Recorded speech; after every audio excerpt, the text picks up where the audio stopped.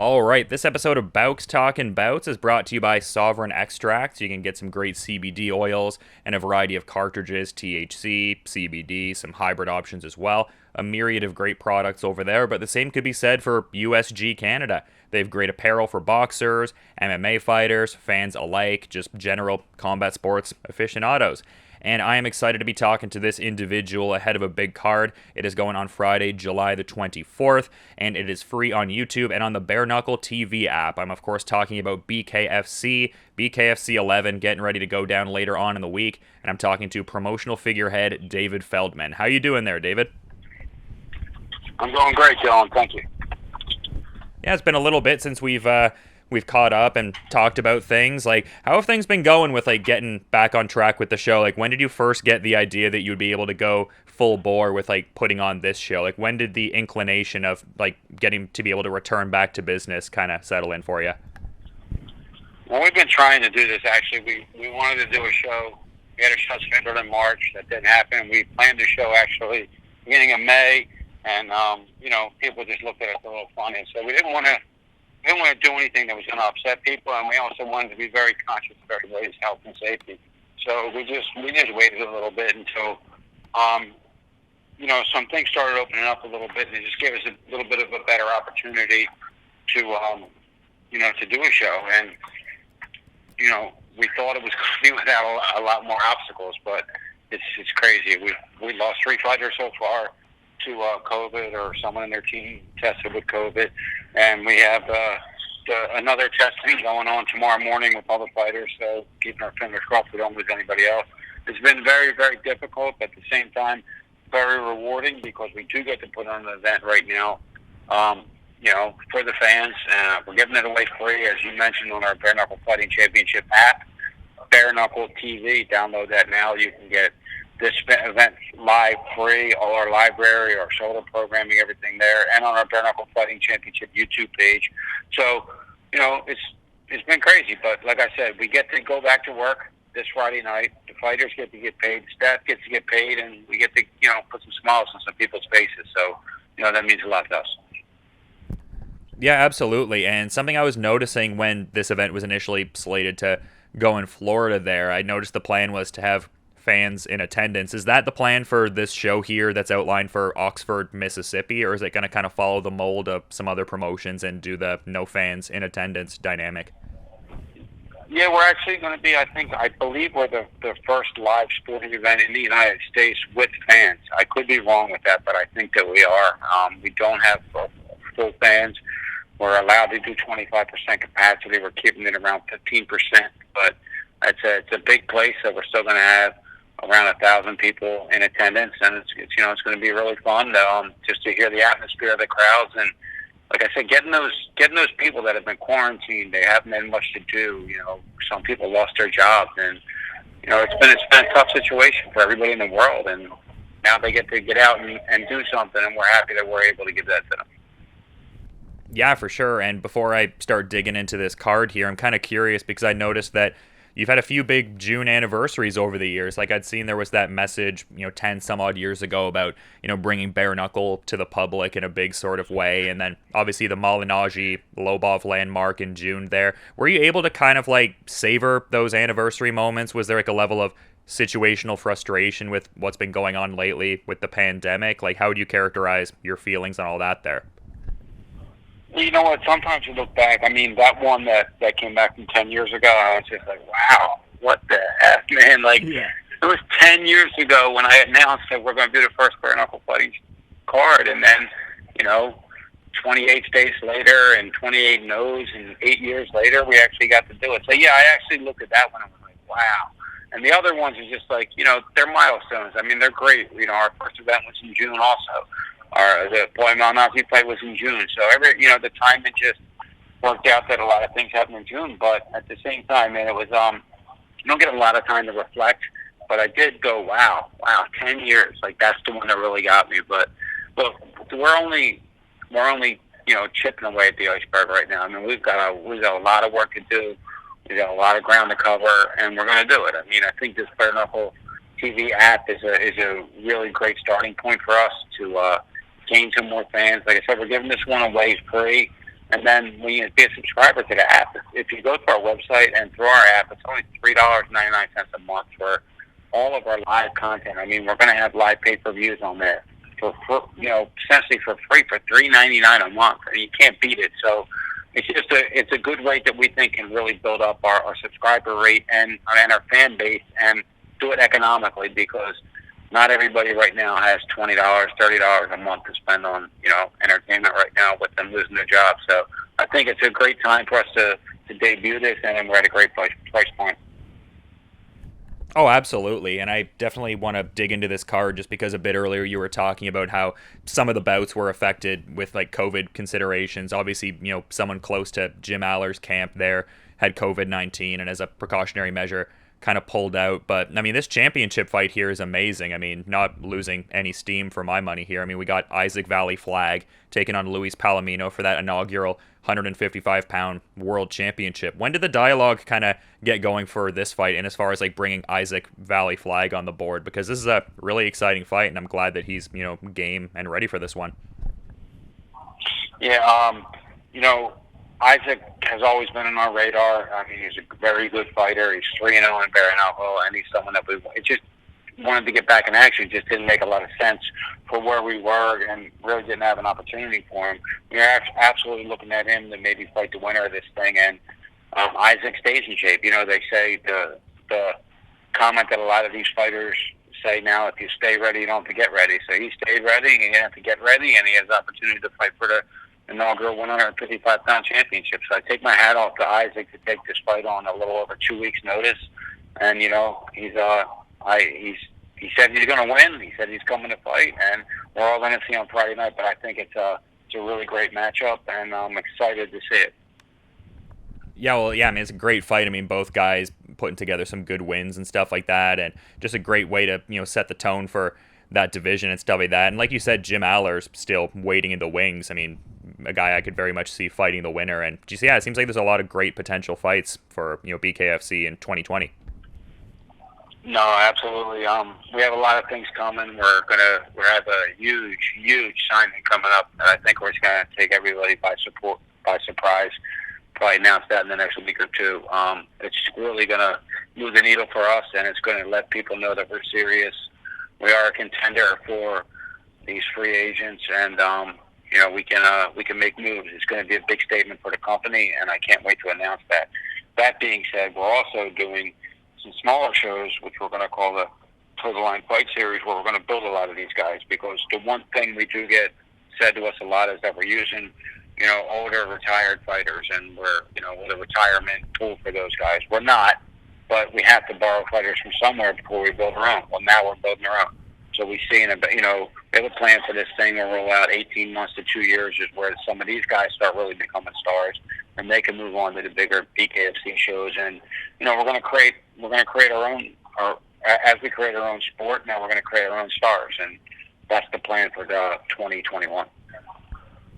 Yeah, and I mean, seeing some guys on this card, that sentiment could be extended to them, I would think, just in the sense of like being new blood for the promotion and stuff like that. I mean, a guy like Dylan Kleckler seems to be, causing some buzz and kind of getting Bare Knuckle fans fired up from what I can tell. That is my pick for fighter tonight. Dylan Kleckler versus Frank Tate. These guys are going to stay in the middle of the ring and bang it out. And really, it's whoever connects first, because although they're both great MMA fighters, very good MMA fighters, both the toughest in the world, but they, this is Bare Knuckle, and it's a different thing when they get hit, and I think they're going to find that out. And they both can bang. They're both serious punchers, and that's going to be an unbelievable fight. That and Kaleb Harris, Elvin Brito fight, I think that has fireworks written all over it as well. So I'm looking forward to both of those fights, and I think we do have a star in the making with Dylan Kleckler, and we'll see what happens. Yeah, and I thought his backstory was kind of funny, too, because like he attended an event that you guys put on, and his wife was watching the card, and she's just like, "You're never doing that." And he's like, "Oh, yeah, that's not going to happen." And he's like, lo and behold, I signed a 3-fight deal. That seems to kind of be a popular thing with some of these fighters, just in the sense of like sometimes they'll have a certain perception of what the sport's like, and then they'll actually kind of get into it more, and they're like, "Oh, no, this is cool stuff. I actively want to be a part of this now." So I thought that was like a fun little anecdote for Kleckler as well. Sure, no, absolutely. Look, this whole sport was built upon perception, right? And the perception of it was a backyard, if you will, Kimbo Slice type of fight. It was a illegal.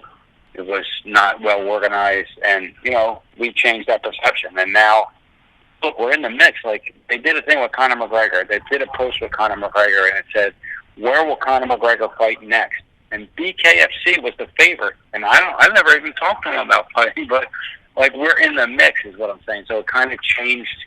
It changed, really how everyone's looking at us right now. And it's phenomenal to be in the position we're in.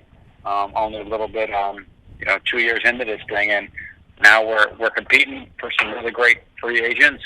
We're in the talks with some legends, like we had the offer with Mike Tyson, and things are really moving along very well. Obviously, us and the rest of the world got hit with the pandemic and got hit into essentially hit a brick wall, and we're bouncing off that wall now, and we're coming back Friday night with another great card. And then we still have our plan for the remainder of the year. So we're happy, we're excited, and we get to go back to work, like I said, and change people's perception of what this sport really is. Oh, yeah, the strides you guys have made just on a microcosm level as a promotion, but the macrocosm level of just showing people what the sport actually is, like, that growth is pretty incredible as well. But to the point of like what you're looking to do in the immediate future and how you're mapping things out, like, ideally, how many shows with BKFC are you looking to put on in 2020 going forward? Like, do you have things mapped out in that kind of sense? Yeah, no, absolutely. We're going to do it. I mean, obviously, take COVID out of it. Where what I mean by take COVID out of it is take anything really advancing in COVID where they start, complete shutdowns again. Take that out of it. We'll do a monthly show on monthly BKFC show, and then probably 3 or 4 smaller Toe The Line shows. So we're looking at probably another 8 to 10 events by the end of the year. And similar kind of idea with like the reduced capacity kind of thing. Yeah, no, absolutely. I mean, look, we got a major signing coming up, and that signing is going to demand that we have fans there. So hopefully, things start opening up by the end of the year, and we can do a full fan show. But if not, we'll still deliver. But yeah, exactly. I mean, the reduced capacity, everything that we do, just so you know, forget coronavirus. Everything we did even before coronavirus was all about safety of the fighters. And the perception was, these fighters are broken hands, these fighters are this, these fighters are that. And that's not what happened. We take every precaution with these fighters. We ensure that their safety is number one. And now with coronavirus, we're ensuring their safety is number one as well. They're getting coronavirus tested before they arrive here. Then when they arrive here, they get coronavirus tested. They will be quarantined. They will wear masks. The whole 9 yards of everything that's supposed to have a hand sanitizer. Everything, the typical new, quote unquote, new normal now. We're abiding by all that. Oh, yeah, I wouldn't expect anything less. You guys are pretty thorough on the regulatory end of things for sure. But I'm kind of curious about like some of the local fighters, because like in past interviews, we always talk about how some of the local fighters can oftentimes put on some of the most exciting performances of the night. And some of the guys I'm seeing that kind of fit in that category, I mean, Cody Sheffield seems like an individual who's kind of getting like BKFC fans fired up, and on a more localized level, the Mississippi fans for sure. Well, that's part of our plan, is always to do, a couple of the really good fights that people know on the main event, co-main event, and then have some of these local guys fight on the undercards that we can build in the start. I mean, Cody did fight in Bellator.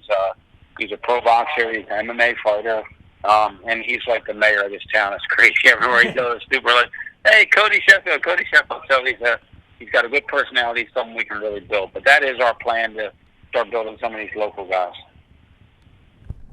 Yeah, absolutely. Very, key part in the whole thing. And another name I'm noticing on the card from what I was seeing is Elvin Brito. Looks like he's getting, back in the fold and everything like that. I mean, just a great individual, and fighting a guy in Kaleb Harris who very much brings it to the ring as well. I mean, both of those guys really, toe the line and kind of get at it. So can you kind of speak a little bit to that matchup there? Because I feel like, just this whole card seems like it has like fight of the night potential in each bout. But I mean, this another one that could very well be a barn burner. Yeah, well, they're both owners of knockouts of the night. They're both owners of viral one-punch knockout videos. So it's, who hits who first is how I think it's going to go. I mean, Elvin's a tough dude. He fought Luis Palomino in his last fight and took some body shots that I thought would have broke a horse's ribs. And he kept fighting, man. It was unbelievable. So He's got all the heart in the world. He was actually a knockout victim of Jim Aller, so we're going to see what happens. I mean, it's really in that fight, I think, who lands the first good punch first, and that's who's going to take control of this fight. But I'm really, really looking forward to that because I do see, if Kaleb does win, I think Kaleb does have the star power quality with him, and I think we can really build him into something. Yeah, and that T. Cummins fight against John McAllister is another good-looking one, too. And I think this is an interesting opportunity for a lot of these guys, too, just with, Bare Knuckle coming back to the fold and stuff like that. I feel like there's going to be, there's always a ton of eyes on what's going on, but I feel like there's going to be that, oh, yeah, everything's back to it, we're getting back to the schedule. There's going to be even more eyeballs on some of these guys. So, do you see that informing maybe some of the performances of, some of these guys here who are looking to really, get out there and build their names kind of thing? Absolutely. I think it's a great opportunity for these guys to, while, essentially right now, still a lot of people are going to be watching this thing because not everything's back into the full swing. So it's a great chance for them to get out in front of a lot of people and, to show what they have. So I think they like that they get that opportunity to be showcased, and we're going to see what happens. What happens? We got Friday night, this Friday night on our YouTube, Bare Knuckle Fighting Championship YouTube page, and on our Bare Knuckle TV app, and it's going to be a phenomenal night of fights, and we really can't wait. Absolutely, and this talk throughout about the big signing you have coming up and stuff like that, I'm kind of curious about some of the other signings that were rolled out a bit ago. Is there any update on the situation with Shannon Briggs, in as far as an opponent or when he's tentatively scheduled to debut with BKFC? Any news on Shannon the Cannon?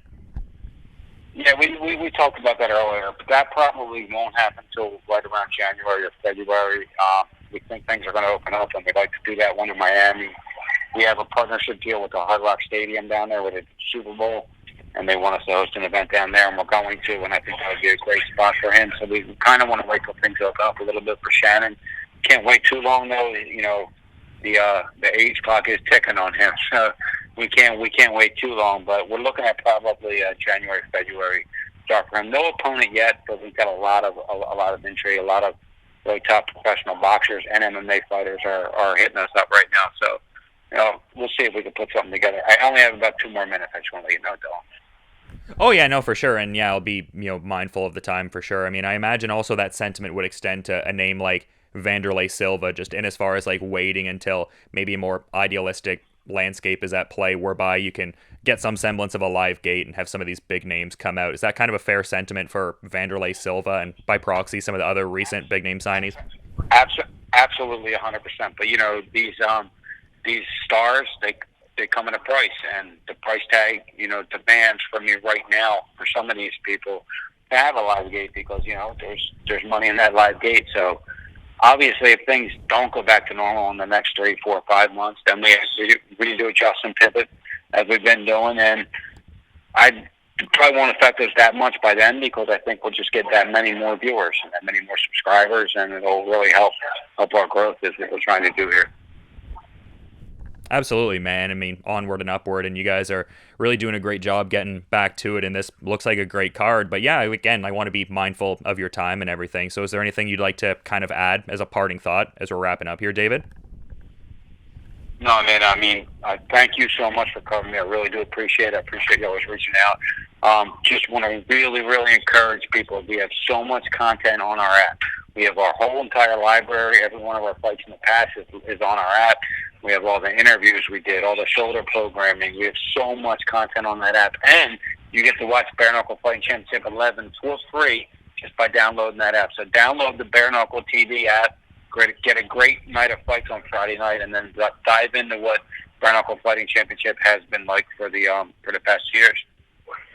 Yeah, they can binge watch and get prepped up for the big show on Friday there. But I appreciate all the time and everything, David, all the insights. It's always much appreciated on my end. And yeah, best of luck with the rest of the preparations leading to this show. And also have a good rest of your day too, man. Thanks, Dylan. Appreciate it, bro.